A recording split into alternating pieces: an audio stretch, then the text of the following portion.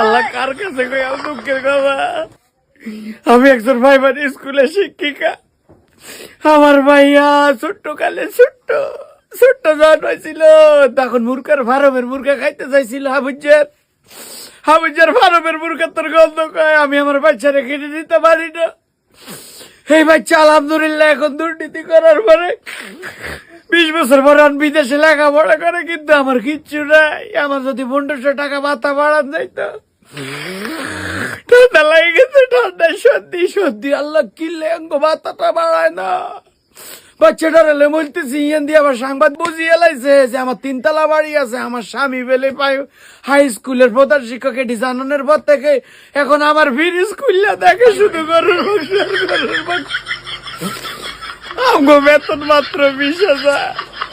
খোলা বাইরে প্রাইভেট পড়ায় আর রাত 24 ঘন্টা কি পড়াই আমি নিজেও জানি না, শুধু শীত ধরাই দেই। তারপরে বেতন পড়ে 50,000। মাস শেষে 60-70 টাকা ইনকাম দিয়ে কোনোভাবে হসা মুরগা খাই জীবন কাটা যায়। কোন একটা ইলিশ মাছ আমরা খাইতে পারি না, কোন আইসক্রিম তো দ্বারে কাছেই নাই। বাচ্চা কাচ্চা করে কোন আইসক্রিমের বদল কই চকলেট আইসক্রিম খা। বিদেশ বাচ্চা করে পড়ালেখা করাইতেছি, নিজের স্কুলে পড়াই না কারণ মান ভালো না। এখানে সব বস্তি ছেলেরা পড়ে।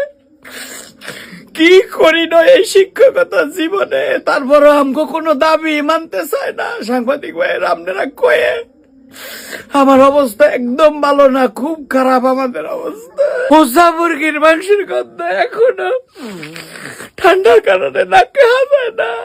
কিতাব আমরা প্রাইমারি স্কুল মানে আমগো জীবন শেষ।